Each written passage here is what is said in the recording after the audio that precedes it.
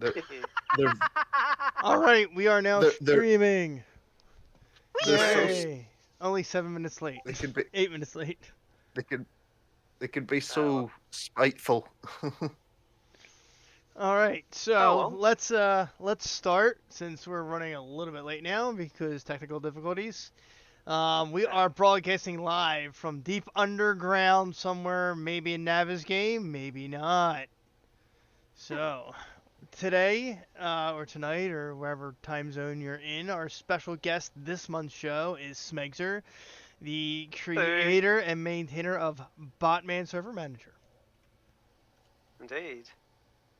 Okay, well, I've been asked a bunch of questions and I've written a bunch of responses, so I try not to get too much. So we're gonna have Karma ask you questions, and I'm going to interject it appropriately, because that's what I do. Since she sought you out to be this month's guest. Alrighty. So for full disclosure, Smegzor and Soylent, who is having some technical difficulties on the backside, they were the original owners of the server that I now run. So I took over from them around A15 or so. So pretty much Barren Realms, the ones that Smeg and Soylent kicked off, are like one of the very few servers that I actually spent a lot of time with. So I have known Smeg since I was a player, and then an admin, and then server owner. So whenever I've got problems with whatever, I go directly over to him so he can take care of it, because I only run Botman. So yay! I used to do that too. I used to bug him. He used to pop onto my TeamSpeak server so he could help me figure things out. So you might have spoken to him in person. So today is actually the first time I've actually spoken in person to him. It's been a few years, but we've chatted, via TeamSpeak. And it's always when I tried to add a second bot. Yeah, it's always the second one. Yeah. All right. Alrighty. So questions. I'm going to start off with my questions just because I'm going to work from the top to the bottom of the thread that we've got there. So so questions. When did you start playing 7 Days to Die? Alrighty. Well, I've got a prepared response for this because, anyway, I've written, I joined in Alpha 9 and had a blast. I really miss being able to spawn human turds on players. Mind you, I'm responding to a bit more of a question than you just asked, but anyway, I also miss seeing the items drop onto the ground. They replaced all of those with a generic bag model. It just doesn't have the same impact as seeing a wet potato spinning slowly on the ground. They look so much like poop. Anyway, so I can't honestly think of anything that I'm. Actually, before I get going, the question that you asked originally was, when did you start playing 7 Days, and what's your favorite game mechanic that's been lost to time? What are you glad is gone? So just so everyone knows what I'm actually answering. I can't honestly think of anything that I'm glad is gone since the early days that Pimps have taken the game in directions I don't agree with, and they keep adding things that I want them to get rid of, such as the super annoying and frankly not canon drones. I know they play other games and steal ideas from them. I have no idea which game the drone came from, but I wish they had instead gone with trapping and taming a dog, sticking a backpack on it, and having it follow you everywhere. The stupid drone is always out of reach of the Zeds and talks too much. Oh my God, does it talk? All right, so that's my answer to that question. I agree. And for the potato thingies, yes, I like the potatoes also in Botman if you don't have it. There are a couple commands. One of them is shit. You can have players shit, and that will give them dysentery, and they sometimes will die. There's also poop, which will drop potatoes. Which it used to drop the human turd. I was very sad when they got rid of that. And I know, shit sandwiches. That's a sad loss to time. So there's something that we are sad that has gone. All right. Indeed. And then for Soylent, Soylent, are you able to talk now? Can you hear us? Sorry, I'm getting messages from Soylent. Oh yes, okay. So he can hear us now. So then the question would be is, when did you first start working on Botman? And what prompted the bot? And how many versions have you gone through? All right. Anyway, story time. Okay, I first got the game in Alpha 9, and after playing single player for a while, I ventured out into the scary world of multiplayer. The first server I joined was the Walking Reddit server. The players were friendly and helpful, and I really enjoyed my time there. When Alpha 10 arrived, I decided to venture out and found a new home on a popular server that was one of a group of servers called Critter Mountain, owned by one guy who was a bit of an oddball and also an artist in real life. On his servers, he had made a number of prefabs using his particular art style, think Vegas, but crappy imagery of a cowboy. The server I played on, I think, was called Critter Mountain Builders Paradise, and it was either server 1 or server 2. I think it was server 2. I'm not sure. Anyway, when I first arrived, I met another player who said he was new and looking for someone to team up with. Together we made a cave in the side of a cliff and set up our base in it. Then I went AFK to have dinner. When I returned and spawned back in, I walked into our base and briefly noticed lots of barrels and mines everywhere. Then there was an explosion. My screen turned white and I died. I discovered that my teammate was not the newbie he claimed to be, and in fact was using hacks, flying under the map, and he had shot the pile as soon as I walked in. He then spent the rest of the time taunting me as I travelled across the map trying to get away from him. It was this event that made me determined to ruin his and other hackers' fun, so I started writing a server manager. At the time, there was only one server manager in existence, which was very basic. I can't remember what it was called. It wasn't Rat, I don't think. It was something else. But it was literally all it was. I was full of ideas and very motivated, and so the bot was born. Right, and I've written more, so I shall keep going. The bot's early days. On BP, I met an admin by the name of Soylent. Hello. We became friends, and he helped guide the early development of the bot. He bugged me a lot, which we named Botman. The very first thing I coded was a simple teleport where I would place 2 campfires and would link them up with code so that when stood on, the player would be teleported to the other campfire. Next, I coded the base teleport and base protection teleport system. Back then, everything was hand-coded by me. If someone wanted a base teleport, I had to stand in their base in-game, record my coordinates, which I did on paper, and hard-code the teleport into the bot's code. This worked well for about 9 bases, but I quickly got tired of hand-coding them, so I created commands to do it, which used a Lua table to store the info. More on Lua later. Sometime later, Soy and the server owner had a big falling out, one of many, but this one was the final straw, and the entire server decided to leave and start our own server. Without telling him, the server owner, we downloaded the entire map, and within an hour we had recreated the world on a server rented with Bluefang. Every single player moved to the new server, and the old server was a ghost town. Before long, as the bot features grew, a few friends started their own servers and wanted a bot too. At this time, I ran the bot from my house on an old shitty laptop and had 4 bots running on it. For a year and a half, as I continued adding to the bot, that laptop was its entire world, as I didn't want to go public until I felt it was ready. During this time, a rival appeared called CBSM and its dev, Alalone. We don't. That's the SM to never be named. We don't talk about that one. Anyway, posted ads for his server manager everywhere, including butting into public discussions that we were having that had nothing to do with server managers. We told him off. We also posted publicly about our base protection feature. Within a few weeks, he who shall not be named, apparently, announced base protection for server manager, which should be named either. It was identical. Screw that guy. Just a side note, CBSM, I didn't say that, is not CSMM and had a completely different dev. CBSM stood for the Cloud-Based Server Manager. I just put that in so no one would think I was dissing. Good distinction, because they are fairly and CBSM, the server manager not to be named, was written by someone named Elaine. Alaine, and one of the things I really disliked about what he did, because I did use that briefly, just so I could chat with players on my server while I was at work. He would charge you for tech support, like you would pay for features, but he's like, even though you're paying me, I don't have to support my product if I don't feel like it. Yeah, he actually published that. I've seen that in Yep, I writing. remember that. Yeah, so that really pissed me That off. was the big problem with him. He would charge for it, and then he wouldn't even do it very well. Yeah. I even caught him in a lie a couple of times because he was basically caught having to support somebody. This was near the end, and he lied and said that he'd sold the business to somebody else.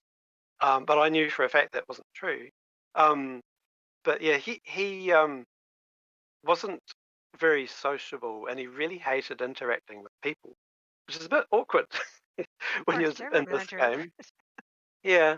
I had a completely different approach with the bot, and just with support in general. Because you're only as good as the support you give. It doesn't matter if your product's good or bad, but if you're not supporting it and you're not out there being helpful and all the rest of it, then yeah, you haven't really got anything. And I was determined not to be another CBSM. All right. Oh well. Shall we move on? I just have something to say about that. You're the only person that I could have like meaningful direct connection with. Like you can't really do that with CSMM and Bad Panda when it existed. That wasn't really a thing either. Not to the Yeah. extent that it is with you. Peter, did you just say CSMM? Because that's what it sounded like. Yeah, I said CSMM. Like you can ask for help on the Discord or on the forums, but you don't really have the direct connection. I mean, how more direct do you want from Discord unless you want them to remote into your computer? Yeah. No, that But I literally. mean like does that DMing for or me. like talking directly. Yeah, I mean, I know everyone's different, and also like levels of support. Different people have different experiences, and like I mean, there's probably days where my support's a bit stink. I try not to have those days, but no one can be 100% all the time, and as I said, everyone's different. So, what is an acceptable or reasonable level of support might vary between people. And I'm sure everyone's support's perfectly fine. But with my own stuff, I enjoy chatting. I mean, hell, when I was younger, you wouldn't get a peep out of me. I was the shyest thing ever. Even my mum commented one day when I said something because I just didn't talk. So this is therapy. This is getting me to be more outgoing and stuff, and actually speaking in public. It's scary. For reference, so I can look and see when the Steam group was made for Barren Realms, and presumably that's when you switched out from Critter Mountain. That was December 10th, 2014. Yeah, it was a while ago. Yeah, you've been working on your bot since then, and still, like, I still feel bad about messaging you directly. I'm like, oh, the bot's doing this, and then you always respond back like, I can't believe it just doesn't just go through Discord. You crazy is what I'm saying. Yeah. I think you So actually you've been working on it for a little longer than that, Smeg. I think Yeah. you started right before we got kicked out of Critter Mountain. We Yeah. just started looking into the concept of remotely managing the server, and I think right about the same time was when Critter Mountain, when that guy, I forget his name, basically Yeah, lost I've his shit. burned it out of my mind. It's probably in there But yeah, when somewhere. Barren Realms first started, we didn't have any kind of Botman on it in the beginning, at least not for the first couple of months anyway. And for reference, Soylent here is the other originator for Barren Realms. Yeah. They're my Hello. daddies. You're my server daddies. I still have the original bot. I've got lots of versions. I mean, that was something else that was asked earlier. I've got shitloads of versions. Oh my god! And I made sure to keep all the old chats and all the old versions. In fact, speaking of chats, I've got chats going back years because the bot records server chat, and I figured for a while anyway, I'll keep it, and then when I'm old and doddery, I've got something to look back at and laugh at, and then look and say, see, someone said that about me, the bastard, but I don't really like to do anything about it. Oh, it's Um, fun going through and finding yourself in the bot. You're like, oh my god, rude. I liked it when party chat was introduced, so they don't see the chat going through the main thingy, but I can still see it on the backside. And I have yeah. caught people being naughty before. So fun. You get in global chat and you're like, I can see party chat, you dipshit. Mm. Yeah. Yeah, the only safe chat's voice chat because there's nowhere to capture Yes. that. Yeah, for sure. Let's see here. Okay, another questions. Right. Okay. So we've got a lot of people here that they mod or they want to know how to get their servers to do X, Y, or Z. How much did you know about bots or programming when you first started? Is this the question that goes, how much did you know about making bots when you started? Have you been able to transition those skills into other areas of your Yes. life? Ah, good. It Just checking. Huh? Okay, so I wrote a lot about this as well. I didn't want to give you too much all at once. I, okay, so I knew nothing about making a server manager when I started the bot. My previous experience in anything remotely similar was making a fun little stunt mod for the game Battlefield 1942. It was called Stunts Retarded, and it didn't have any actual code, as everything back then was done by tweaking settings. I think it was XML, I'm pretty certain. I learned how to write a server manager by making lots of mistakes, losing code, scrapping and reinventing code, and also by observing the hackers and coding to respond to the stupid things they were doing back then. The bot was created to make it harder for the hackers and griefers to get away with the shit that they did to other players in their bases. Um, Everything about designing and building the bot I learnt through trial and error, lots and lots of error. Also, many broken player bones. The bot is written in a nutty little language called Lua, and this was my first time coding with it. I already knew several computer languages before the bot and have a degree in information science. Okay, it's not computer science, but never mind. And decades of experience designing and building information systems, mainly database. So I was able to use that knowledge and experience and apply it to the bot project. The bot uses databases and a ton of SQL, which is structured query language, to store and retrieve data to support player bases, locations, etc. I learnt many cool tricks with Lua to make the bot's data processing as fast and efficient as possible. Reading and writing data to disk takes a lot, is really slow. So instead of doing that, I read it all into memory once and write changes to it as needed.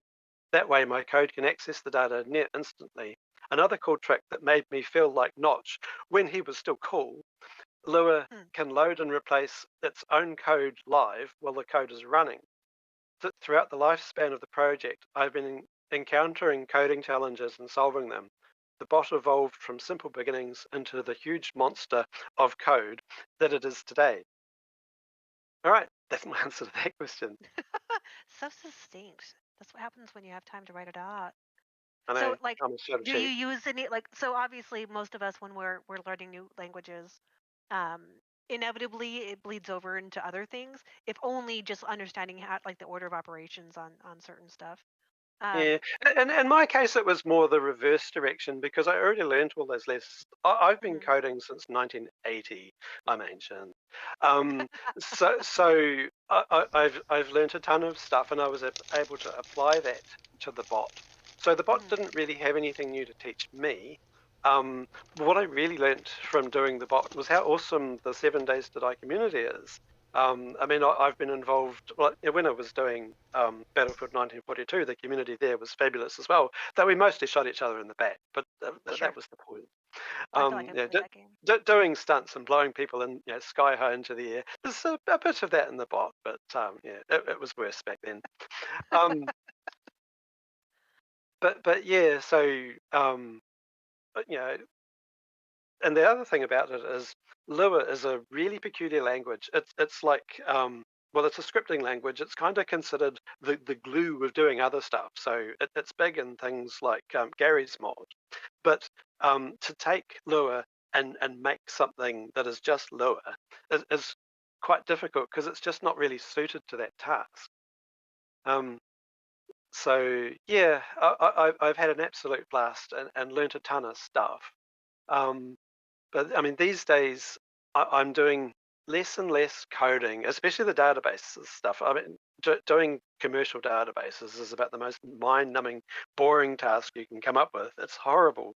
I mean, it pays the bills, but that was the other reason for taking on the bot, because it's a project where I don't have a boss. I mean, everyone is my boss, and if someone's particularly loud and I don't like what they're saying, I can say "fuck you." I mean, you can't say that to someone who's paying the bills. Not that I do that anyway, but it was just a completely different style of work where I'm doing it because I enjoy doing it, and I wanted to achieve something cool. I'm not doing it to please one particular person who can call the shots and make the project really horrible or completely destroy the project because they want it to go in a certain direction. Awesome. Alrighty. So you're saying you Next started question. programming with punch cards? I did. I have used punch cards. I've also coded in a language called COBOL, which is the Oh, I Common know that Business one. Orientated Language. And the stupid story, if I had ignored all these fancy high-level languages and just stuck with COBOL, I would be filthy rich. You because would be. there's places that the US banks in particular still rely on COBOL to this day, and the ancient people that code it are probably fairly thin on the ground, but they make huge incomes. But COBOL as a language is just it's horrible. And it was what I was programming with punched cards, and I really was. I have used punched cards in all seriousness. That is crazy. You mentioned, COBOL and dying language, except for financial institutions in the U.S. because God forbid they upgrade to something today.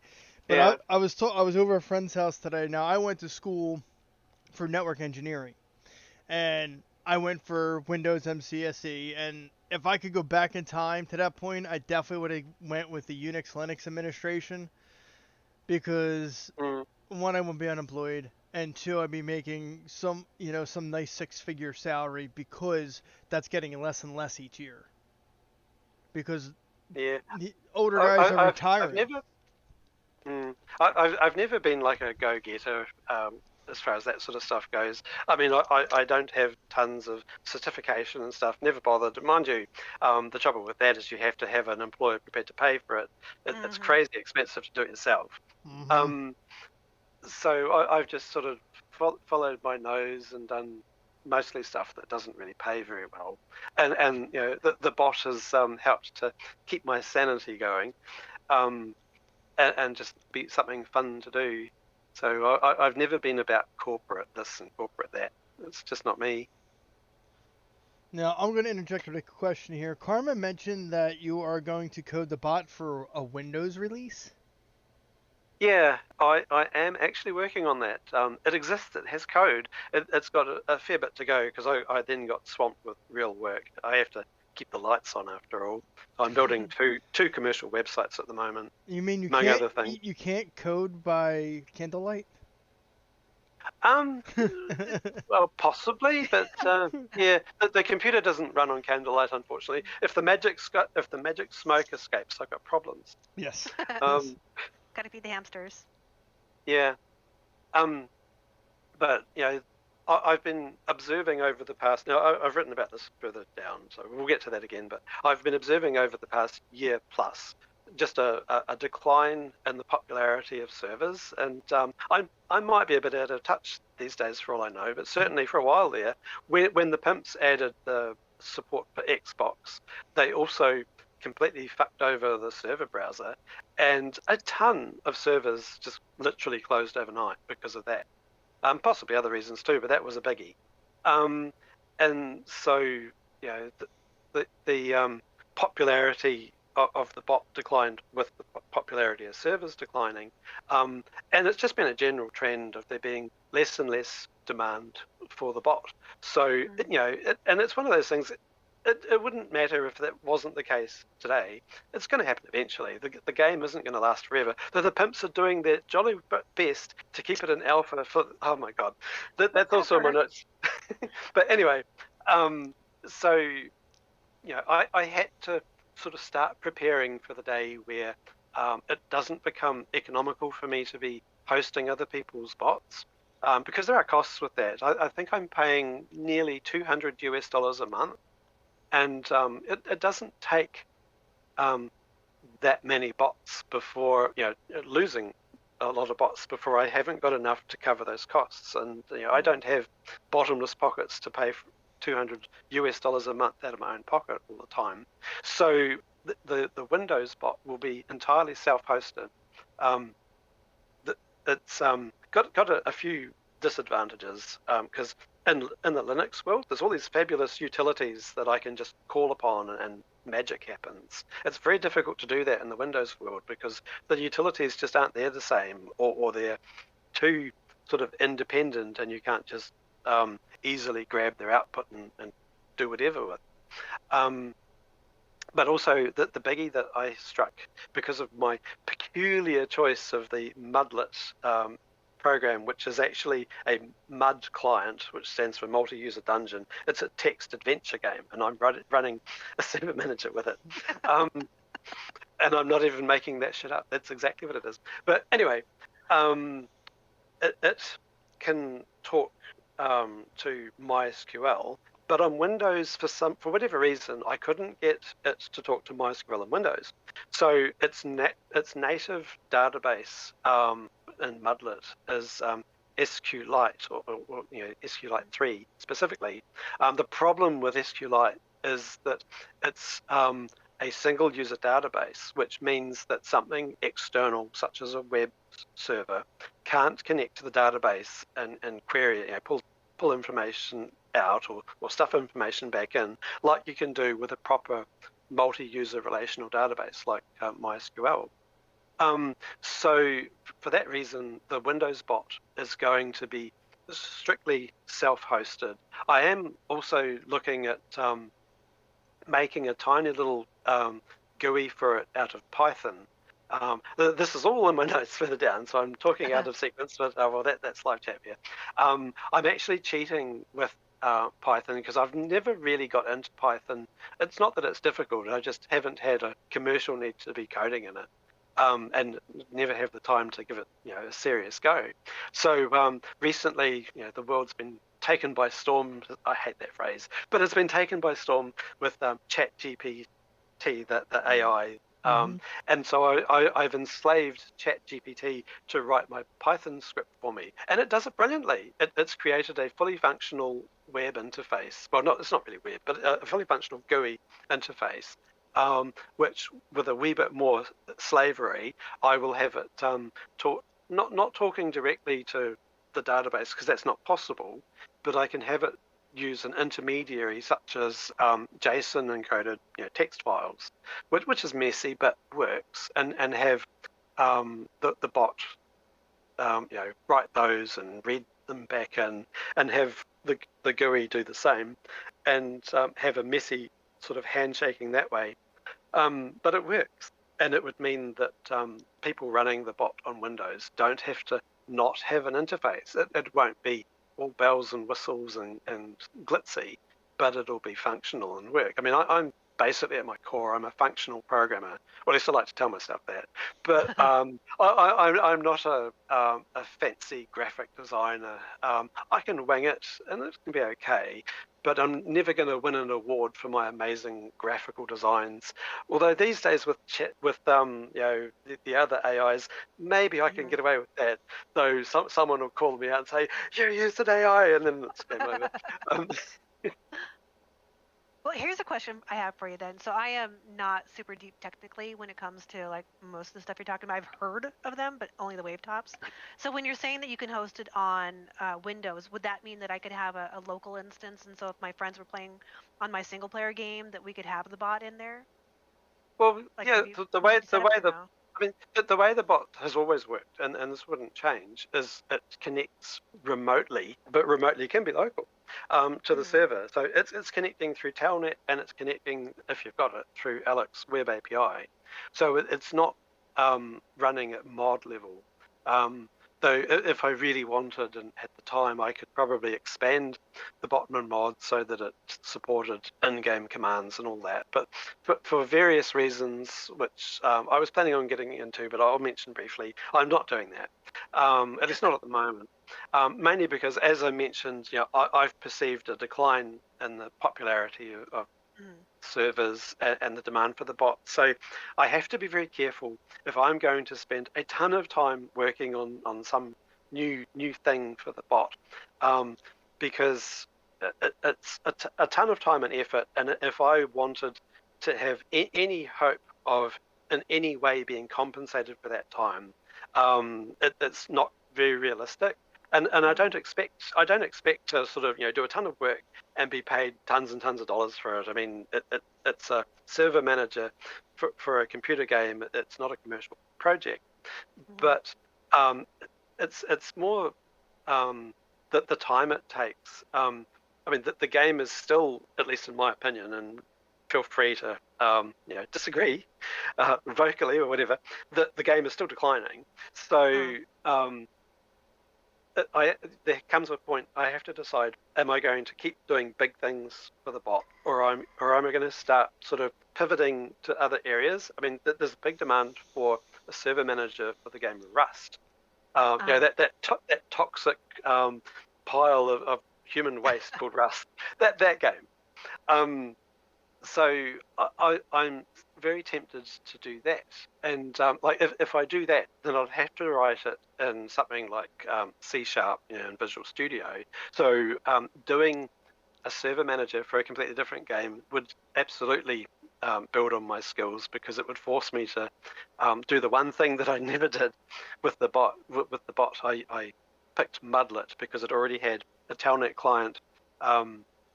Scripting support, timers and triggers, and it basically had the basic framework that all I had to do was write essentially my game logic, if you like. I didn't have to build the engine room boring bits to make it react to the server, at least not entirely.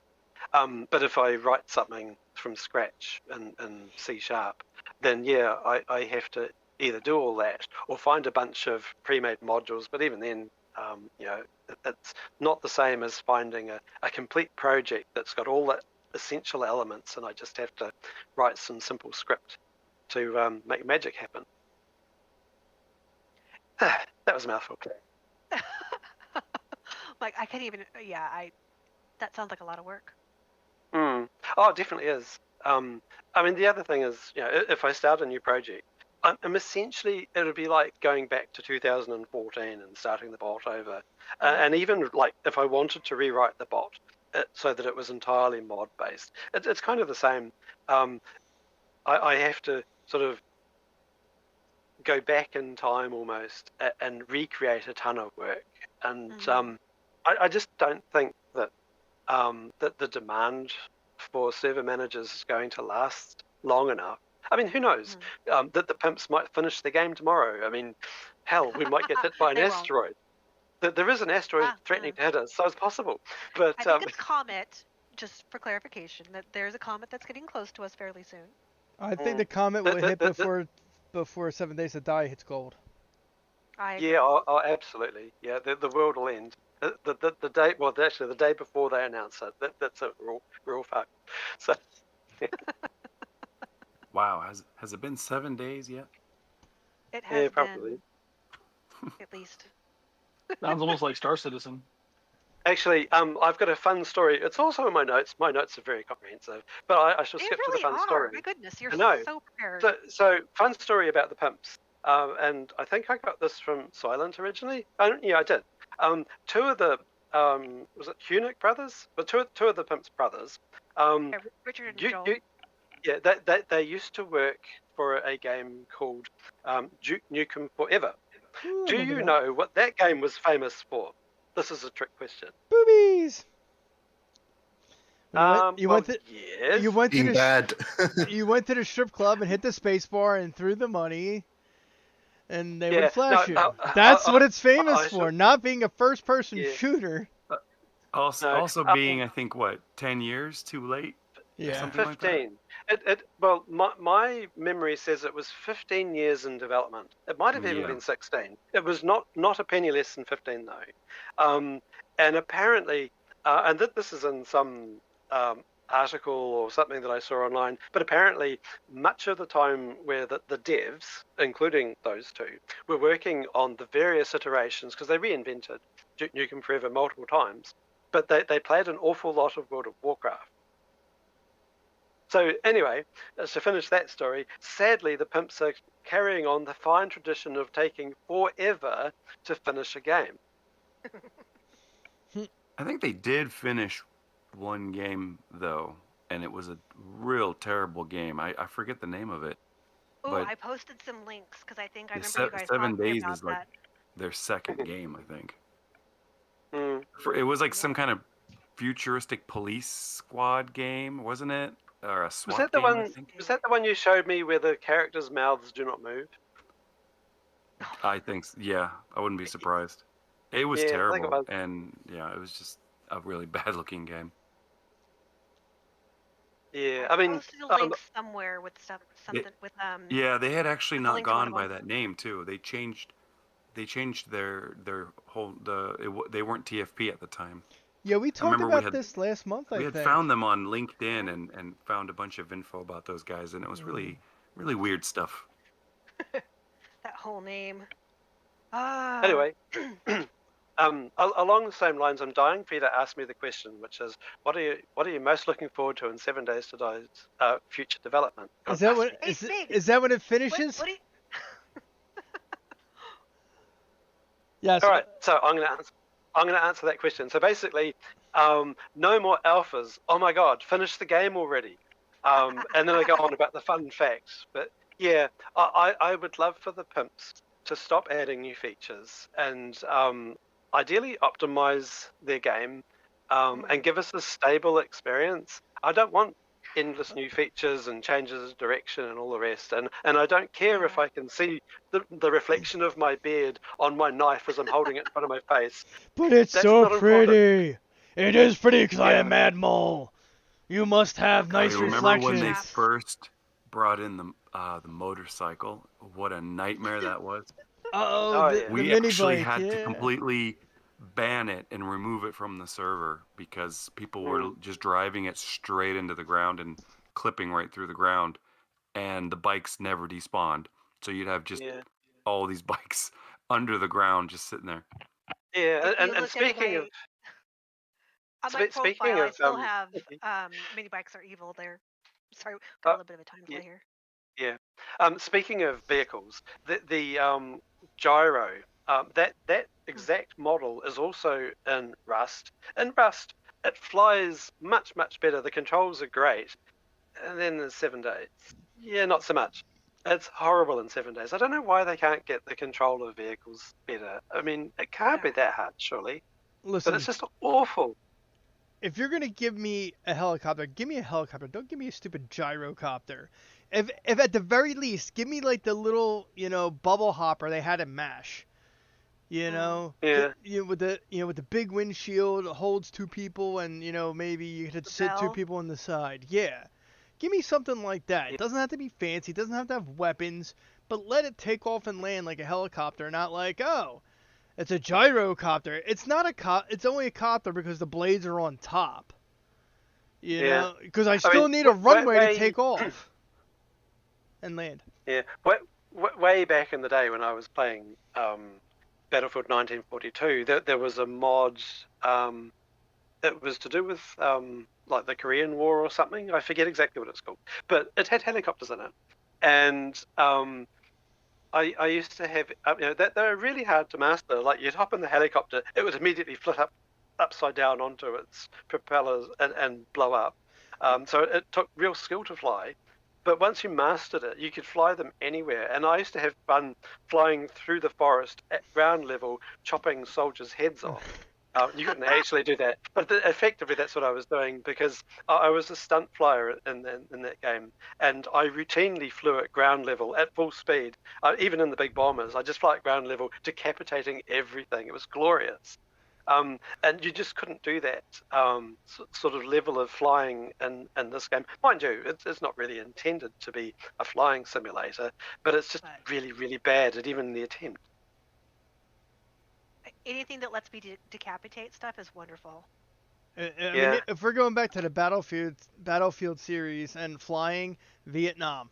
Battlefield Vietnam was probably my favorite Battlefield because Yeah, I could fly the that Huey. might be. I'm not sure if that was like a full release or a mod, because there was a mod. No, similar it name. was out on CD. There was a compact disc. I had it.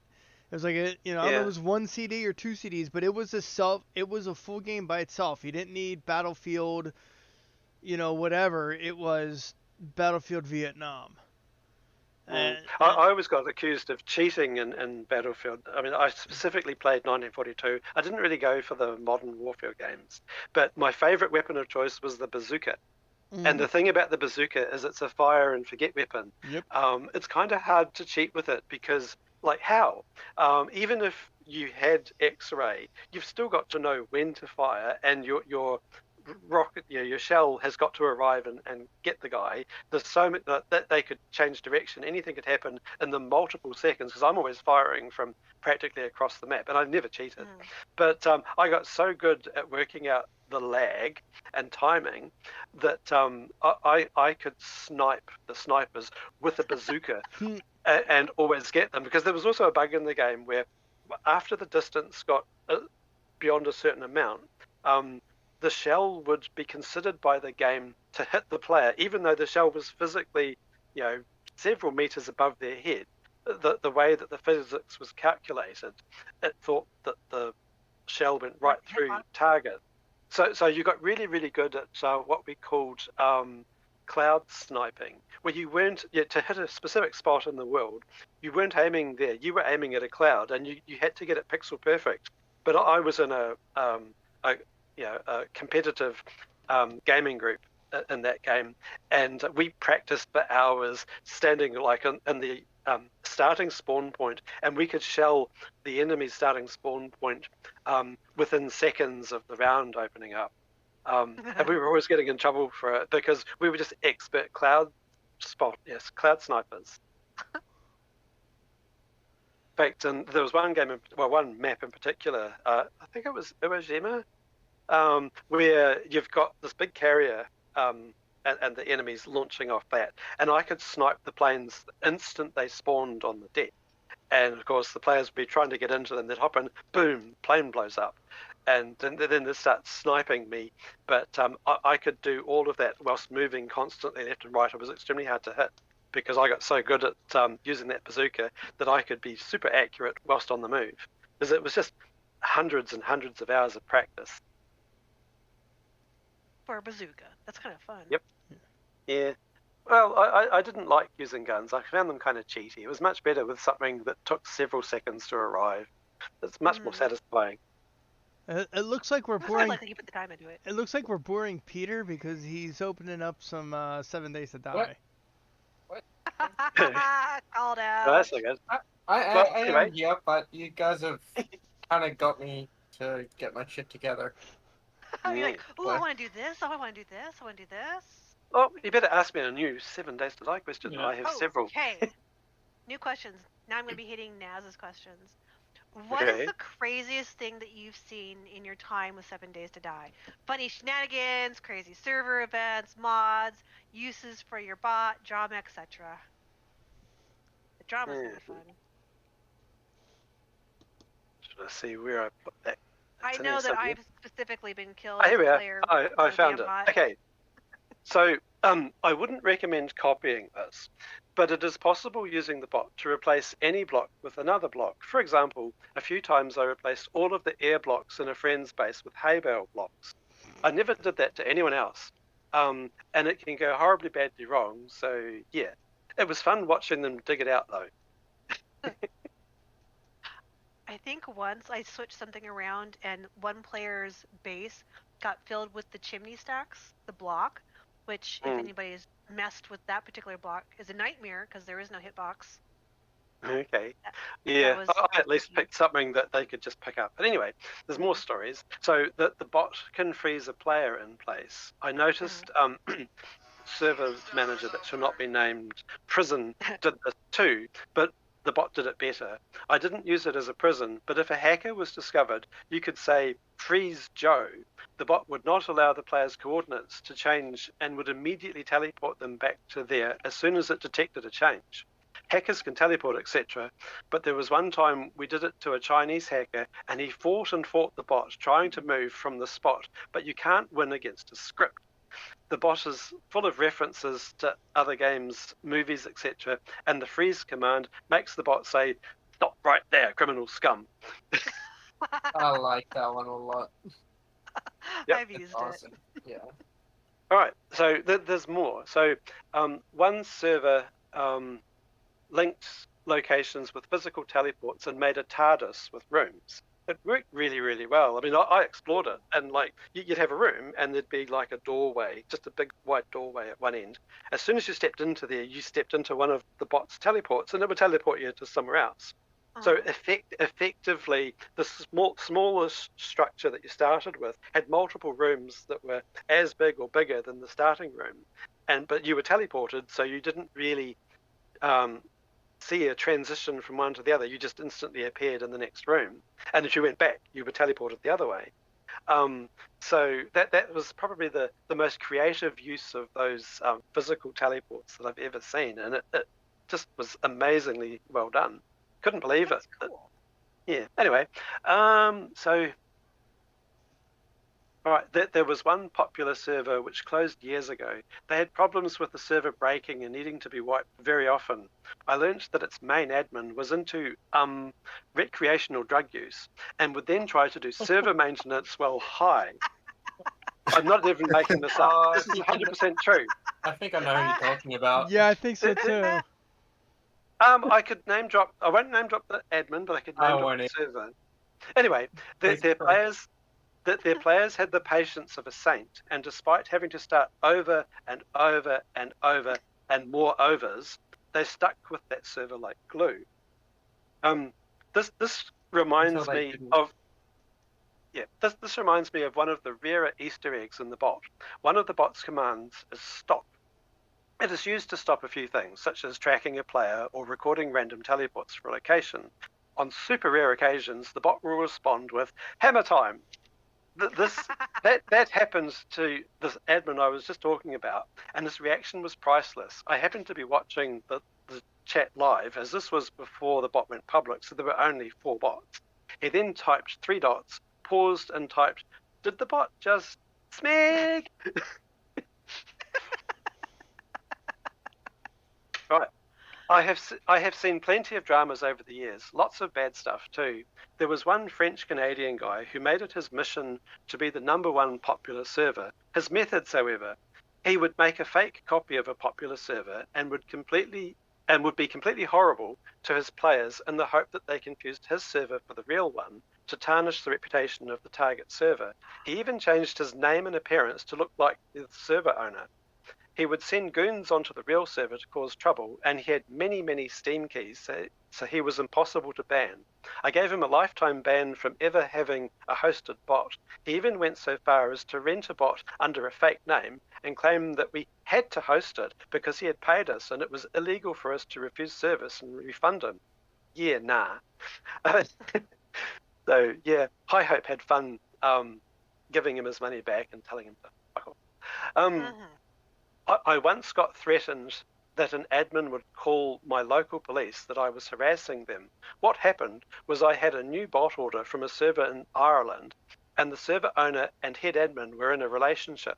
The owner asked for my help to ban the admin. I did that for them, and the admin contacted me immediately, making serious threats. The owner did not back me up at all, so rather than dealing with their craziness, I cancelled the bot, refunded the money, and life banned the owner from ever renting from me. Occasionally, though not recently that I'm aware of, servers will be randomly targeted by a hacking group. There are a few out there that reappear occasionally. this particular one was very active, and their leader and members were being banned all over the place, and not just by the bot. I mean, CSMM was also banning them, and probably others. Eventually, they were banned in so many places that it became time for them to ditch their Steam keys. And I had a new server owner who complained that he was getting banned everywhere. It turned out that he had purchased a bunch of game keys from some sketchy guy on Facebook, and one of those keys belonged to the leader of the hacking group. I told the server owner that he would need to purchase the game from a legit source, as there was no way I could unban him everywhere, as the bans were not just with the bot. So I learned that hackers wash their keys by flogging them off to some sucker.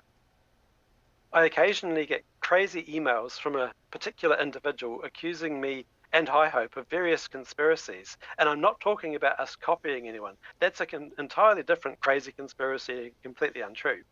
These emails are just straight up unhinged. Speaking of I Hope, I haven't heard a peep from him since he suddenly exited his own server manager project, Bad Panda. He requested to be left alone, and I respect that. I hope he is doing well and enjoying new adventures somewhere. Right, that's the end of that section. There's a lot of. Have you run into any Memoirs. hacker groups recently? They've kind of taken a big back seat. I mean, since games like Fortnite came out, the hackers kind of vaporized. I mean, I hear about them occasionally, but I personally haven't heard of or experienced an actual hacking group in a while. I mean, there was one that they would hop on a server and advertise their hack. So I coded the bot that if the name of their particular website was mentioned, it was an instant ban, and that code's still in the bot today. But I mean, it's really hard to get rid of those guys because they have so many Steam keys, and you can ban them all day; they'll still come back. So yeah, I just banned the shit that they were peddling, and that seems to work. Sometimes that's all it takes. It's kind of like what Discord is doing, where you can ban certain keywords and all that, or not ban, but block people from saying that, which is helpful. Yeah, and after I added that feature, it made me think, hey, this would make a really, really cool Easter egg, because the bot is full of Easter eggs and references to movies and shit. So this Easter egg, you could say, this server is shit. And the bot will react in a number of random ways. It'll say things, in defense of the server, or it'll mute you for 3 minutes. And it's also got 2 kicks. So it'll kick you with a reference from Duke Nukem, where it basically kicks you and says, I think to you it says, my boot, your face, the perfect couple.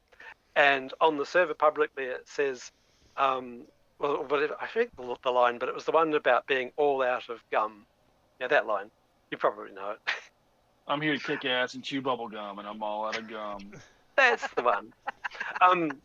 So yeah, and one of the other ways that the bot will react to you saying the server is shit is it will teleport you up into timeout, which is like miles away up in the stratosphere, and then it'll pretend to fumble with trying to rescue you from there. So yeah, it takes a while to get you down from the sky. But it does eventually. The only problem is that because it won't teleport admins, it's got protections so that it won't do horrible things to admins. And there's a reason for that. There was one time a new server owner turned up, and it was a husband and wife team. And I got the bot on their server immediately, like without any hesitation. She banned her husband. So I decided maybe I should code so that an admin can't just outright ban another admin, because I have to say, can it please run downhill? So I feel like I should be able to kill my mods and admins. That's just my preference.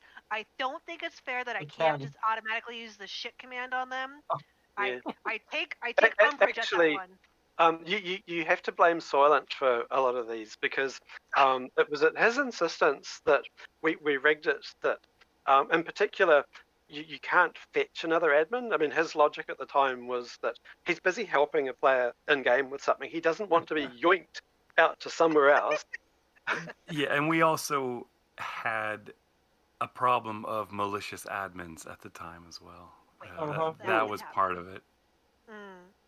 Yeah, I think it we was should a bit disable it later. now. Yeah, there was one particular admin, I think this was a later incident, whose name began with a B, and that's all I'm going to say. But he, for whatever reason, decided to TNT the entire top off a player base and then deny all knowledge of it. But of course, the bot records Tracks that stuff. player movement. And it doesn't matter if you're an admin or not, it records the player movement and inventory and stuff and chat Oh god, of I love everybody. the inventory tracking. Oh, I've gotten Yeah. people with that so good. So it was stupidly easy to come along later and conclusively show that actually that TNT was put there by that admin. So Soy demoted him at the time. He still plays, I believe. I'm sure I've seen him not that long ago. But yeah, he just sort of lost the plot. And I never figured out why. But I mean, not everyone's perfect. You're dealing with players. You're bound to lose the plot eventually. Eventually. I don't know if you, do you remember the one admin we had that just for some, I don't think he got drunk or something, and he started drawing penises all over the map. Like you don't have to like be so drunk that you to could do that. see them in the live map, like Are you in talking huge about me? sized. I have a screenshot of dick butt somebody drew that somebody else ran across, and Oh, I this made that yeah, a no, this viewing is way platform. before Dick Butt even. No, that's I think it was Bacon. I think it was his name. Oh yeah, yeah. Bacon and He had Taters. he had Yeah, issues with you at I various think it was times. that guy, and he went into some drunk rages, and eventually he disappeared. You gotta be careful Yeah. about getting drunk and playing. But that was fun, trying to figure out how to clear that off the map. Back then, trying to figure out how to delete that and clear the online map, and I think what I ended up doing was going over there and manually building like a base to try to, like literally like something you would do if somebody graffitied on a wall and you just kind of added a few letters. So you're not really removing it, but it doesn't say the same thing it used to say. Cover up for your Yeah, time. yeah. So I ended up kind of just covering it up in a way of, yeah, I forget what it was, but I think I ended up just making it look like a base and leaving it at that. Mm. I had a pair of players who they built the most glorious penis tower. It was very, very tall, and then they made it like the shadow of it laying on the ground. So if you're on the live map, you could see it. But if you're walking along, you could see it. And it had blue balls with bushes all over it, and there was an elevator up the middle of it, and it was. They were a little bit worried that I would run across it and get mad, but I saw that and thought it was wonderful, and I think I made a public teleport to that one too. Mm. I'm all about penises on the map. Go for it.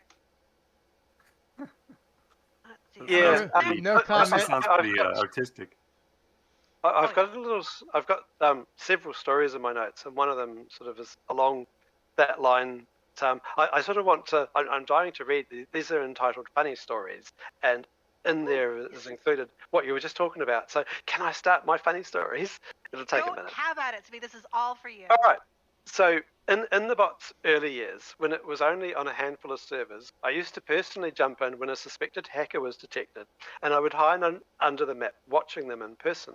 I once caught a Chinese player raiding a base, so I told the bot to teleport him over a lake and drop him in it from a height. Back then, the bot was able to translate chat to English. It still could today, but it uses Google Translate. And the trouble is, I got so many bots, I would get blacklisted permanently from using it for using it too much, or they'd want tons of money. So I don't do that. But anyway, and the hacker said something in Chinese in text chat. The bot's translation was "motherfucker." He was not happy. On another server, I was again hiding under the map, this time with the server owner. On his server, the entire player base made it a sport to hunt down and kill the hackers, usually with a knife in the back versus the hacker's rocket launcher. These were early days when the hackers mainly just hacked items, so they weren't godlike. But anyway, the bot has a feature called Exile, which is a special location that acts like a prison. Players sent to Exile cannot use 99% of the bot's commands and cannot leave the Exile location other players could teleport in and out of exile to sneak up on the hackers and stab them. On this occasion, the owner and I observed what looked like a hacker school. There were 2 main hackers and about 10 other Chinese players. The 2 guys basically stood there while the others brought them stuff to be duplicated. Back then, there was an item in the game that made a clicking noise. I can't for the life of me remember. I think it was like a whistle or something. I forget the details, but every single Chinese player had it and used it to click constantly. It sounded like a field of mad crickets, and the noise quickly got on our nerves. So we used the bot to spawn endless waves of dogs on them and also set them on fire. They holed up in a barn, so we had the dogs destroy the foundations. It was glorious. Another time, I suspected a player was hacking, but he was AFK, so there was nothing happening. I had nothing better to do, so I hid under the map, watching him for an entire hour.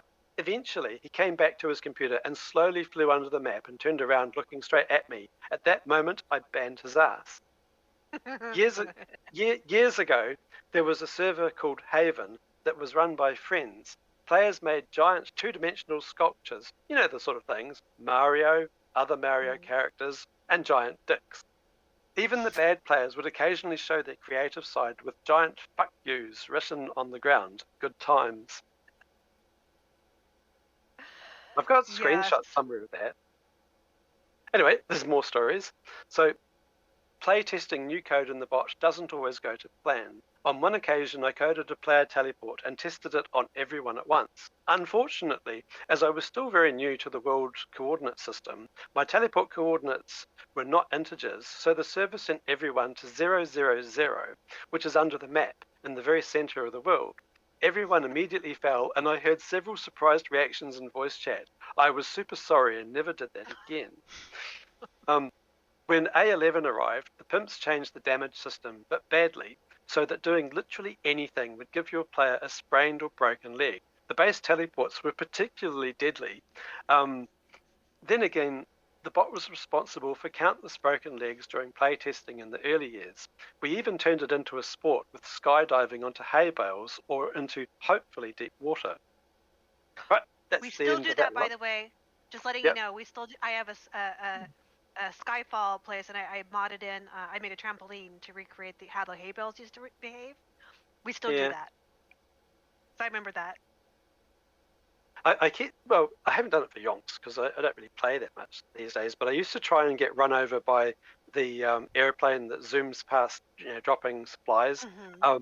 It's very difficult though because the game tries very hard so that it won't hit anything. But in trying that, I did discover that you can actually ride the supply drop all the way to the ground. It's actually solid, and if you can fly above it, I mean, you have to be an admin in God mode, but if you can fly above it and stop flying, you drop down onto it, and you can merrily ride it down all the way. It's fabulous. The view up there is quite good too. Tried that. Alrighty. Got more?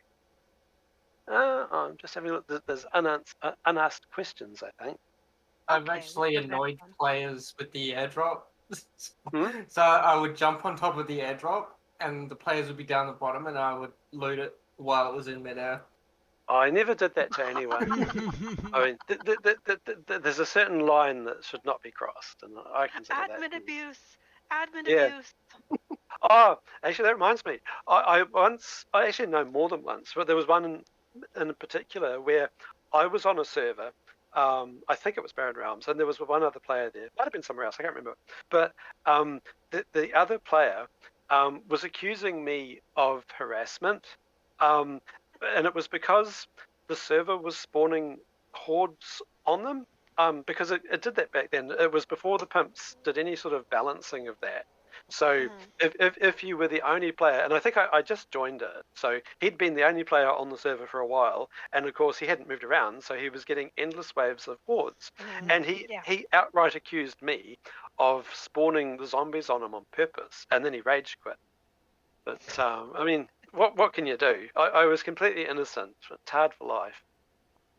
Yeah. I've had- Not I've to had say I've players- never done that, but no.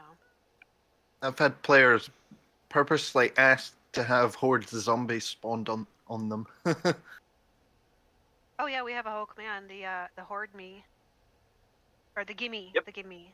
Yeah, the gimme. We've been playing with that recently. Gimme hell. Gimme peace. Right. I actually There's made quick. a. Hmm? I made a mod, so I've got a screamer shrine, where it's one of the candelabras, and I got the little flame on there. So when you open it, it makes a screamer shriek, and then when you Yeah. feed stuff into there, it just bumps up the heat map super super high. So you'll get wave after wave after wave after wave after wave of hordes. I Yeah. had to not make that craftable. Things were getting out of command or out of control. Okay. I remember Soy made a mod once where all he did was he essentially randomized the sounds so Mm. that the sound of a zombie wandering around you'd hear the sound of looting, like there was a player nearby. I remember that. Well, that was my mod. You remember Yeah. that? Yeah. That was yeah, it was the trash cans. Mm. The trash can That one lids. freaked me out. Well, because it would also make the honky sound on occasion. Yeah, there was a clown honk sort of Yeah. thing. That one was horrifying. I distinctly remember the first time I heard that, and I was Yeah, you'd be complete. You concerned. know, you'd be completely alone, and I don't. You know, you there was the command. You type the command. I think it was nearby or near me. I forget what it Mhm. was. That you could Mm. type. That would tell if there's any other players within a certain area, and it would say 0. And you'd see Mhm. people start freaking out because they'd be like, "Who's there? Who's that?" Like they'd start typing in the chat, "Who's near me?"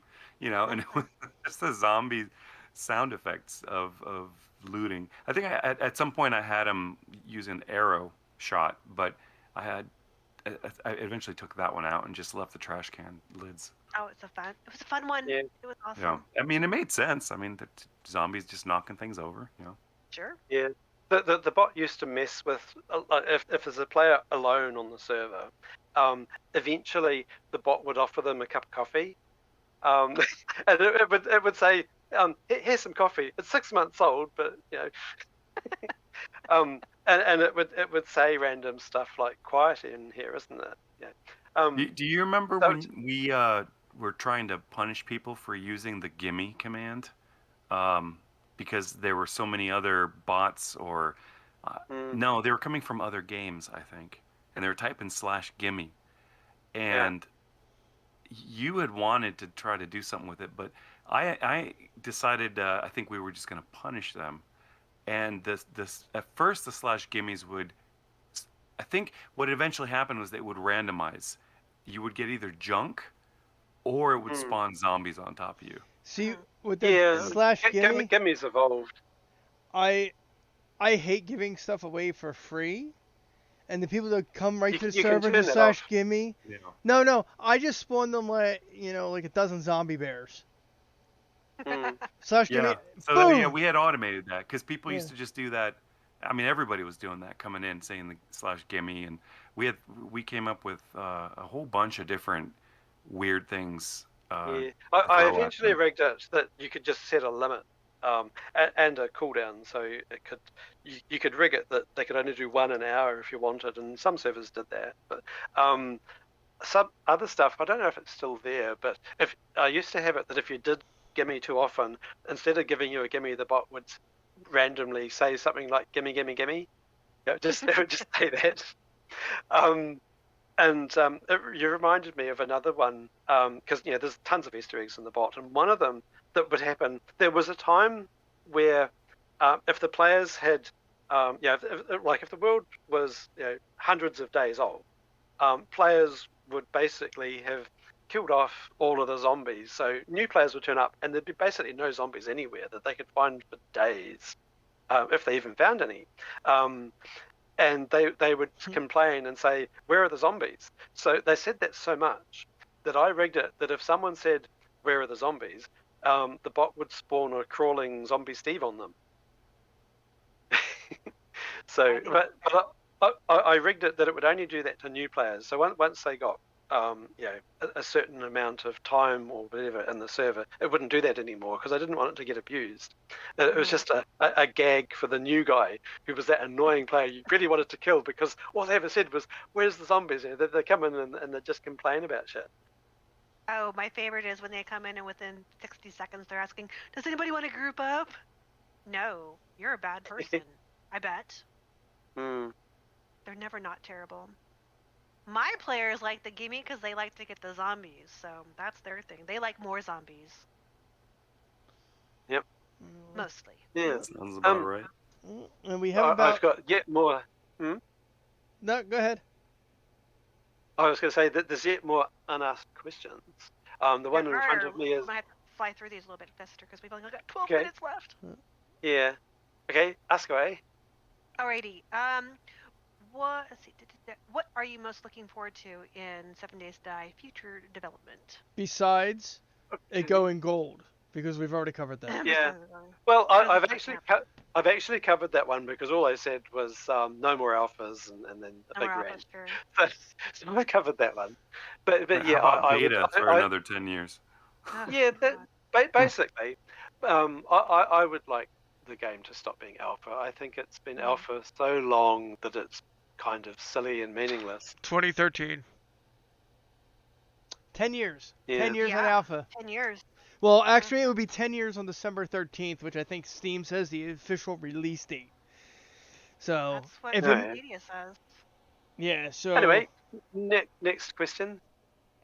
Next one is, what kind of 7 Days player are you? A miner, a builder, adventurer? Right. Fly under the mapper. Oh, that's a great question. I prefer exploring and also digging. In the early days when Copy was still making his mod, which the Botman mod was based off, he added the ability to instantly dig large areas. I added support for his mod to the bot, and it could be used to dig super long tunnels that span several regions. So I'm going off on a tangent, but yeah, basically I like exploring and digging. So this is leading into the digging.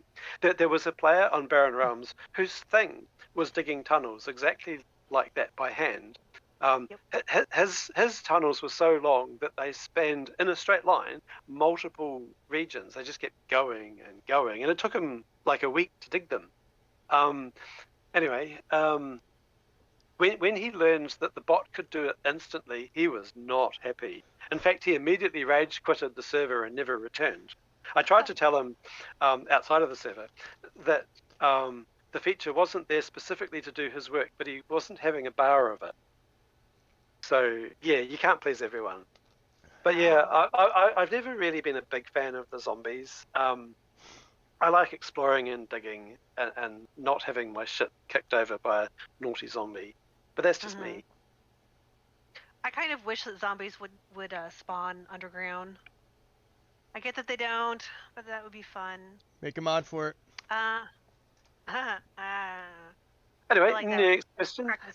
Next one is, what can you... I mean, you've kind of touched on the future of Botman, so I guess that's the Windows stuff. Okay. Yeah, though there's stuff. I mean, it's worth. So anyway, in the last year or more, I've noticed a steady decline. Blah blah blah. So we talked about that. And I'm working on the Windows bot. We talked about that. And yeah, for several technical reasons, I won't be hosting people's Windows bots. And for yet more technical reasons, the Windows bot won't have certain features, usually powered by handy Linux utilities. Nothing super important though. The biggest missing feature will be access to the web panel, but I touched on that already because it will be using SQLite 3. And let's see. And I mentioned making a GUI out of Python and cheating with the AI ChatGPT, and that's fabulous. So I talk about that for a bit. So so far I've only played around with ChatGPT, but it totally works. ChatGPT is a total game changer, and I absolutely hate that phrase. But I'm sure everyone has said that. I'm also using it to help me solve layout issues with some websites that I'm building for commercial clients. I'm not a natural web dev, but with AI, it is easy to wing it. It even knows about the bot. Though when I asked it who created the bot, it credited some rando on GitHub. So rude. I had to correct it, which is a nice thing about ChatGPT. You can correct it, though. You can also tell it that 2 + 3 is 4, and it'll say no. But if you insist, it'll say yes. But until you start a new chat, and then it'll be disagreeing with you again. So yeah, you can twist it. Anyway, no matter what happens this year, I have no plans to stop supporting the bot and Botman mod. I'm not very active with new features at the moment, and considering my perceived slow decline of the game's popularity, I have to consider carefully, and I talked about this, how much work I want to put into new features. I may start making a server manager for Rust later. I've mentioned that. I'm also playing around with game design using Godot and run Unreal Engine, music design with a program called LMMS, which came from the Linux world, stands for the Linux Music Maker Software or something like that, and graphic design with Blender. I am over 50, ancient, and I still haven't written my first game yet. This cannot be allowed to stand. Since my first game is likely to be bad, I have decided it should be about poop. At least that way it will be an honest shitty game. Speaking of game engines and coding and whatnot, I believe Humble Bundle might have something for UE5 and something for Unity over there right now about learning to code games for yeah. each of those engines. I might have a look at it. I've not really. I mean, you can't sort of learn every single engine out there, and I kind of settled on Godot, which apparently is pronounced Godot by the devs. So I'm not going to call it Godot. It's not Gale. Yeah, and the Unreal Engine simply because it doesn't have all the licensing problems that Unity has, and no other particular reason. And the Unreal Engine is C++, where Unity is C#. So, you know, if you already know C++, you already have a leg up on using that. But I just happen to see the bundles on there because off topic real quick, one of the virtual tabletops I backed on Kickstarter released a world building portion, and at some point you're gonna be able to import your own assets. And I saw a nice little asset pack of like an apocalypse on Humble Bundle for UE for UE. It's like, you know, a van to pick up, a police car, and then there's some models with animations and whatnot. So I'm like, anyway, we'll back have on topic. To zoom through the rest. The next question on my list is, can you tell us something the bot can do that not many people know about? And I've written a bunch there. So most of the undocumented features are Easter eggs and gags, because gags. However, a few features probably aren't explored very often. The bot supports having multiple teleport coordinates linked to a location. This allows for fun stuff, such as making a city location that, when used, will send you to somewhere in the city rather than always to the same coordinate. And the extra coordinates do not need to be inside the location, which means you could have your city teleport randomly send you to any of the cities on your map. I originally added that feature for the prison location. It was cool to be able to send a player to prison and have them appear randomly in one of the several prison cells in the prefab. A feature that is used a lot is the physical teleports, like in the one video where I'm demonstrating it on 2 toilets. And you link them together and you get teleported to the other toilet when you stand on it. That feature supports a few settings, so you can have the trigger area of each end being different sizes. This allows for it to, for example, fill a room, so that it is very easy for a player to trigger the teleport. Using the custom sizing, it is possible, for example, to teleport a player high into the sky and have them fall into another teleport, which will rescue them from a sticky end, hopefully. The tricky part with that is timing. The bot checks player positions every 3 seconds or so. Unless the teleport is large enough or there is server lag, it is possible for the player to fall right through the other trigger area before the bot reads their current position and rescues them.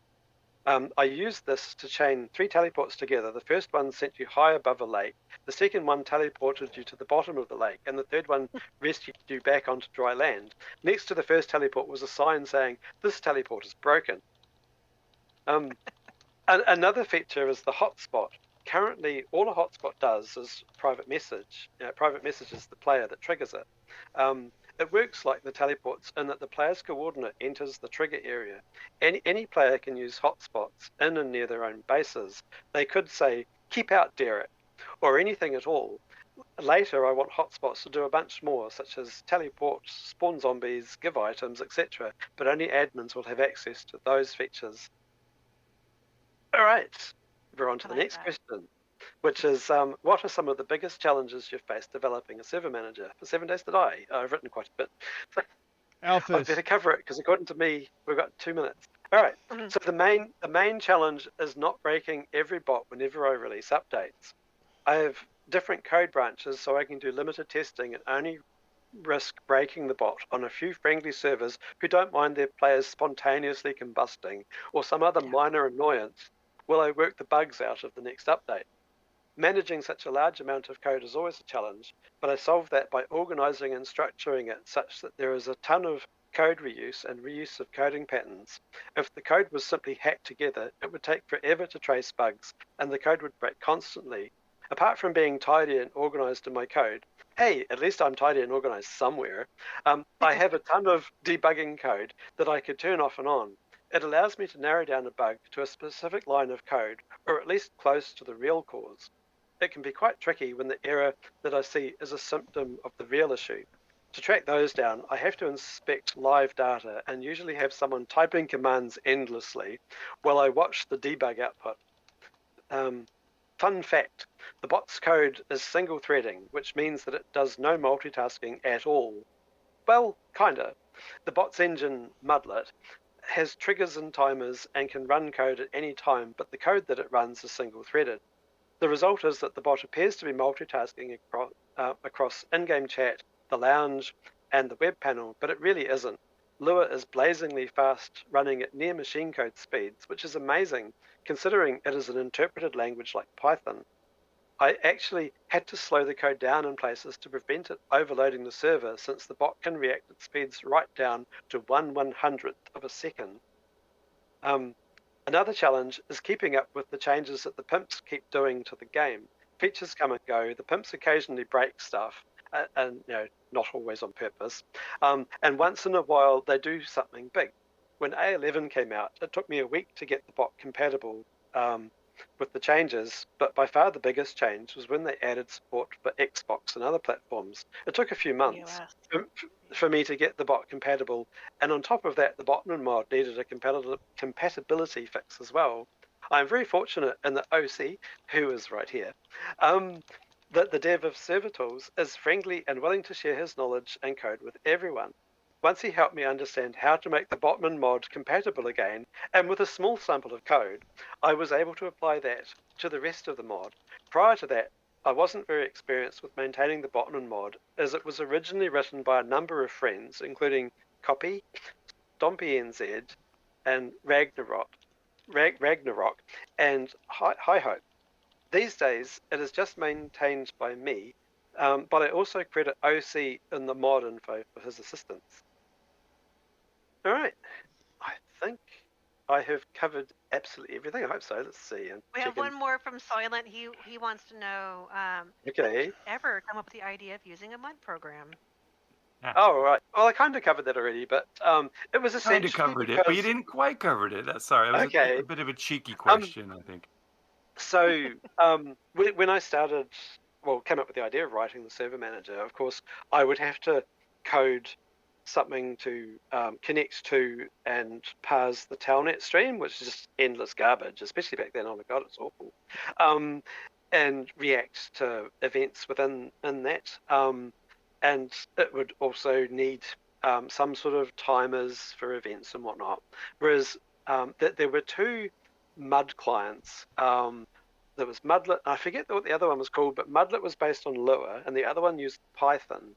But Mudlet had the better user interface and better scripting support generally. So that's the one I I went with. believe it was Mush. Yeah, you're right. That was the other one. Yeah. No, and to answer your own question, that was actually my idea. That's why I threw that out there. Inspiring. Yes. I had actually brought the mud idea up, because it was the only way that we could script something easily into Telnet. But Yeah, yeah, well, you didn't like Mush. Mush was the one I picked, and I had written regex, and there's only so much you Yeah. can do with the regex. So Mudlet supports regex as well, but I mean the deciding issue was Python. I hadn't got into Python. I still haven't really got into Python, and it's been a decade. And Lua had a much easier learning curve and was something that I hadn't touched, so I decided to give it a go. I liked it, so I kept at it. Of course, I made a ton of boo-boos, and early on, the bot was pretty much wall-to-wall gags because they were the easier thing to code. And you know, serious stuff followed. People still like to tell the bot that they love it. They do that all Yeah. the time still. So originally, it would just parrot. You know, it would just basically repeat stuff. So if you say "I love you," the bot would say "I love you," and that got boring real quick. So I started. No hablo inglés. Yeah, so I decided to mess with people that were doing that. So it would say that, but it would also randomly say something else instead, like "I know" or PDA, which stands for public display of affection, and other weird and wonderful responses. Eventually, I want to rig it that people can change all those because it's kind of hard coded, but that's not going to last. I've already taken steps to make it that you can put your own stuff in the bot, but I've got to finish that work.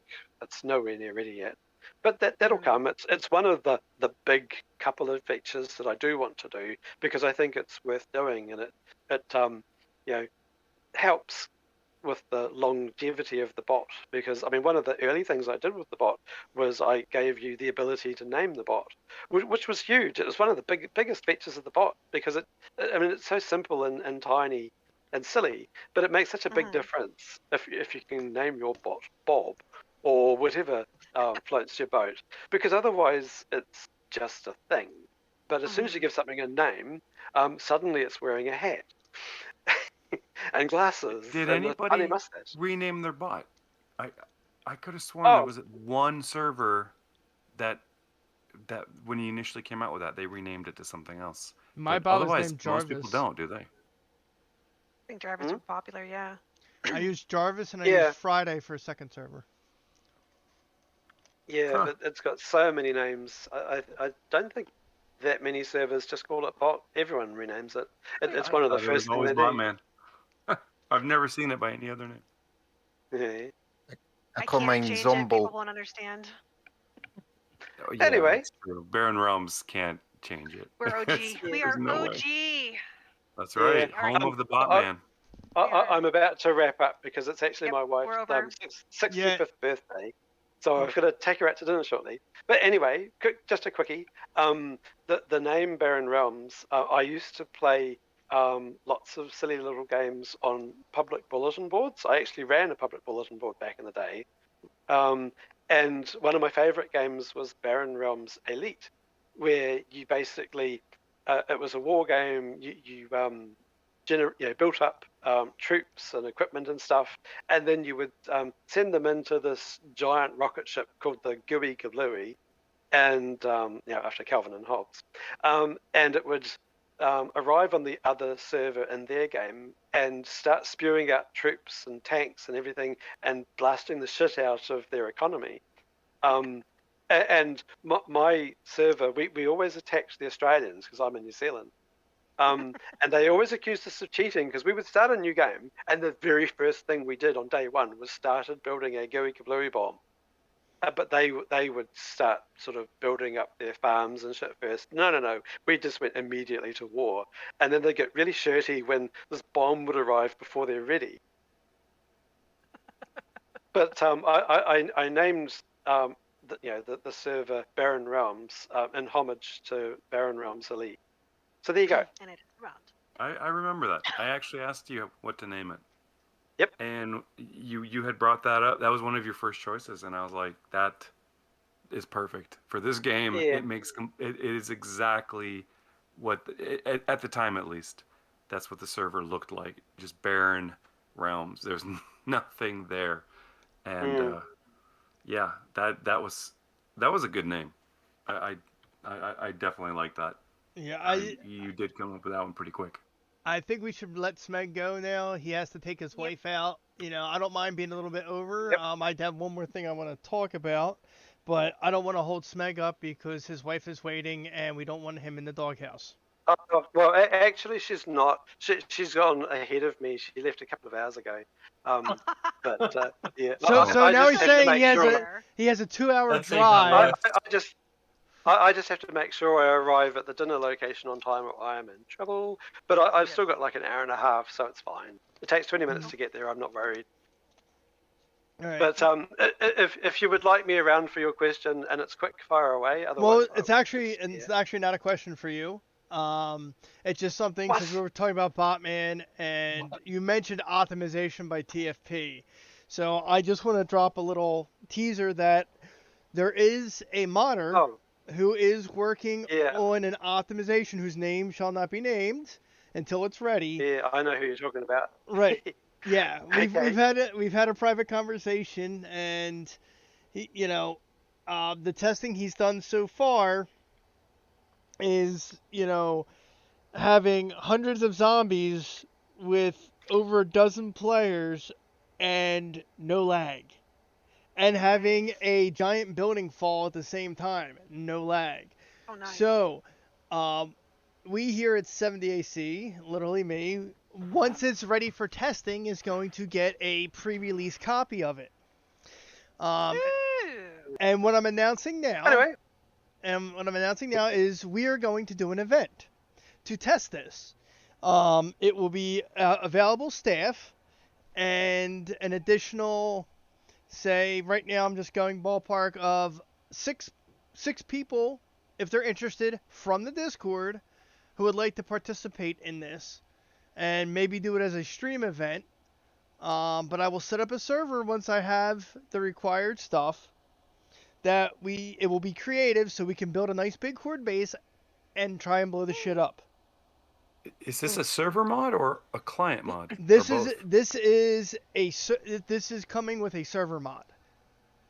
It's an additional feature to it an doesn't need a new client update? Nope. That's crazy. Everything's handled on the server because the server processes everything except for the graphics, which is done on the client side. So I've got to disappear. Yep. I'd be interested in taking part in that, but I mean, I'm sure everyone would love to see me naked because I traditionally never wear any clothes. So anyway, I will love you and leave you, and it's been fun. All right, when we schedule the event, Smeg will let you know. Awesome. See you later. See you. Yeah. Thanks for being on the Figure out show. how to get out of this thing. Later. Here we go. Cheers. Bye.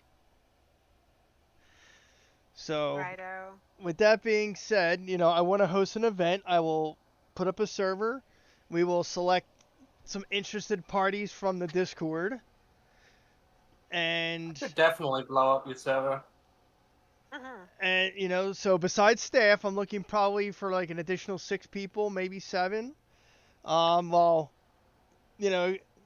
plus Smegzor and some other possible guests to test this out. Now I know it's been tested, but I really want to put this thing through the ringer. So what I'm thinking is once the server's set up, we'll do creative mode to build a base, and I'll turn that off, so we don't have it during the horde nights, and just do progressively harder horde nights.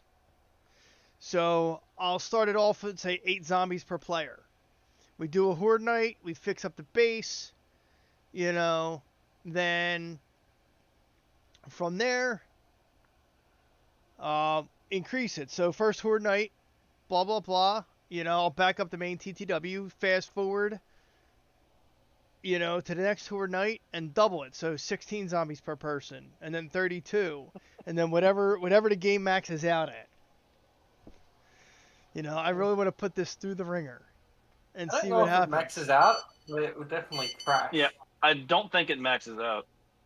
Yeah. It does crash, but I don't think there is a limit. Well, there might be a limit in the server config XML for the actual number of zombies allowed at one time.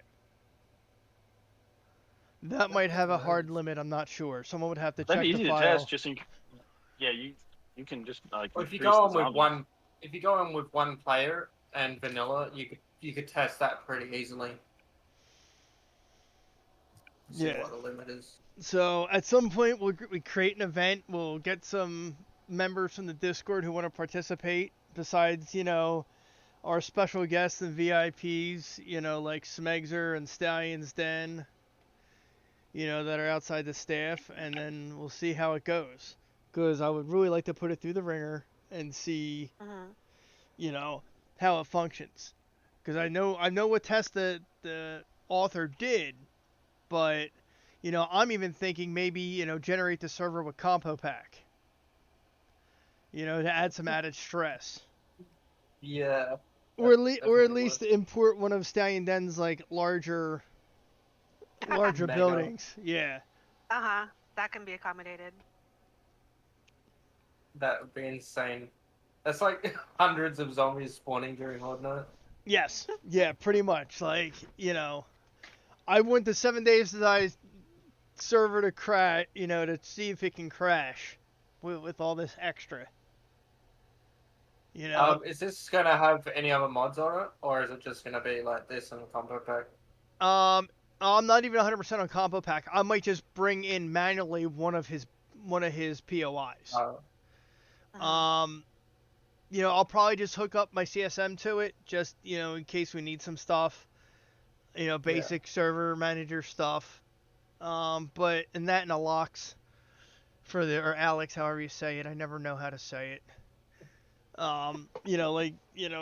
His server fixes, but other than that, I'm not planning on like adding anything else. I am going to use Teragon to generate the map though.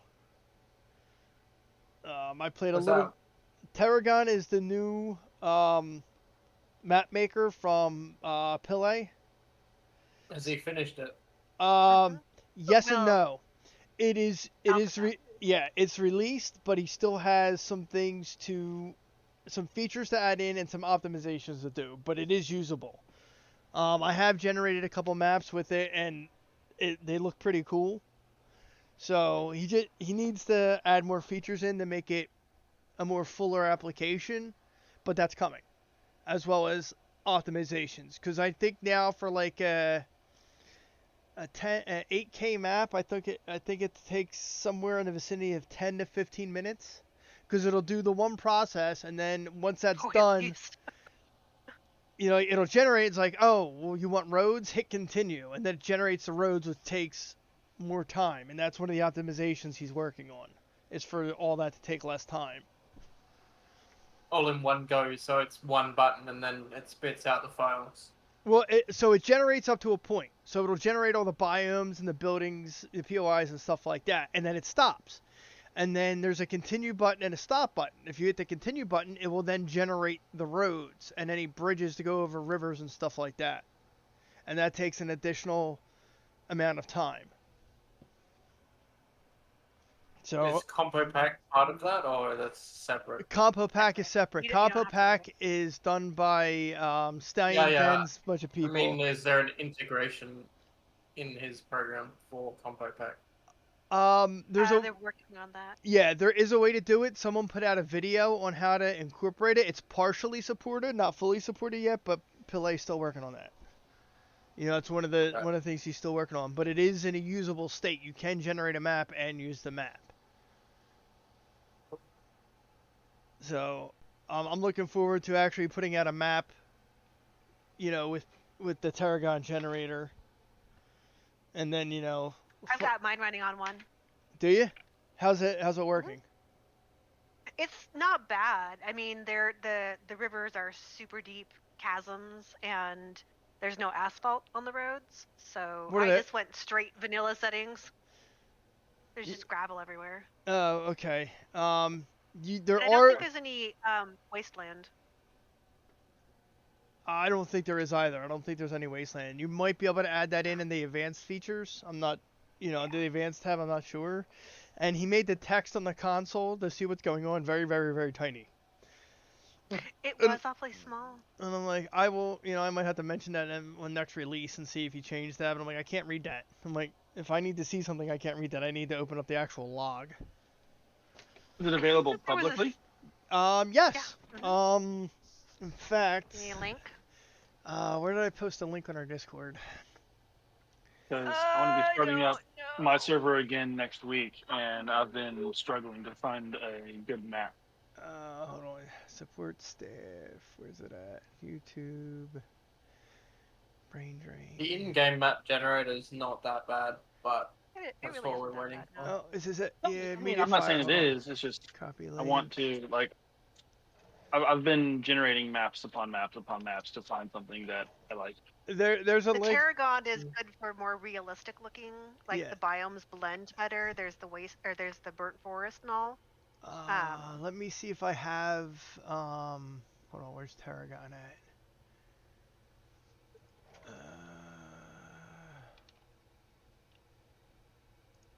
Let me open my thing up. See where I saved my stuff at. Oh, there's there's an update. Let me restart and install update. I think it automatically looks for updates anyway. Yeah. It does, yeah. It's like 0.37.1. File. And then I'm also one of the crazy ones that self-post Botman. I used to do that too. I did used to when I had my my Linux PC running it. I did that. I did have a Windows VM that Smeg helped me out with a few times because I would get up, I would like go through all the steps to add a second bot and it just never would fucking work. So I'm like, Smeg, I need your help. I don't know why this isn't I actually working. I have a working Linux VM image that I can deploy a bot with. Oh, nice. Where the hell are my fucking preferences? Load. Let's hit load. Let me see where I saved I think if you download that particular Downloads. file, like that Teragon, it will look for an update. So. Yes, it did. When I opened it up, it said, "Hey, there's an update available." I'm just looking so even if it's for- not the most current one, not a big deal. what do I have to save? That downloads Teragon. No, Teragon. Is that where I'm saving shit, or am I going to? Did I put it in documents? I do like the preview feature of it. So like when you're generating a map on Teragon, the quick part of it is generating the basic topography and where the cities are. So you can get a basic idea of what the map's going to look like, where the biomes kind of are, and how they blend together, and where the cities are. So that part does not take too terribly long to generate. And then once you hit the part where it has to do the pathing, the roads in between everywhere, that's what takes forever. So I think my 8K map was a couple hours of generating. Granted, I did walk away, so maybe it was 45 minutes, but it was a significant time, and it took longer and longer the larger the map was. Where the hell is it for the output? Is it under advanced? Expert. What are you looking for? I'm looking where how I say. Oh, there it is. Okay, where I saved my world generation at. Like I don't, I haven't used it since it came out. So I'm like, where did I put this? Luckily, it's on my G drive, which is 4 1 terabyte SSDs rated together. Nice. Do I have preview? Oh shit! I didn't even realize that Chula was in here. I actually helped him set up his self-host spot. Hello, Chula. Oh yeah, Chula. I don't think Chula's been in here before. At least not that I recall. Braindrave Live. So here is one of the maps I did in the Braindrave Live channel. Oh, I'm sorry, it's too big. Let me take a screenshot of it. So she said. Which actually, before before this started, like a couple hours ago, I was messaging Smeg because he helped me before. I've had the privilege of having him remote into my computer. Yeah, me too. Me too. But like months ago, because my bot works perfectly in game, but the lounge does not want to work ever. Like it'll work maybe for like 5 minutes and then it'll just quit. And he fixed it and it worked for forever. And then like when I'm starting to spin my stuff back up, because I closed down my server a couple of months ago just because population was really crappy. I'm gonna spin it back up next week. And of course, my lounge completely stopped working. So I was messaging him and giving him some of the debug messages and error codes to see if he had any ideas on how to fix the issue again. Yeah. If you go to Do the you do it?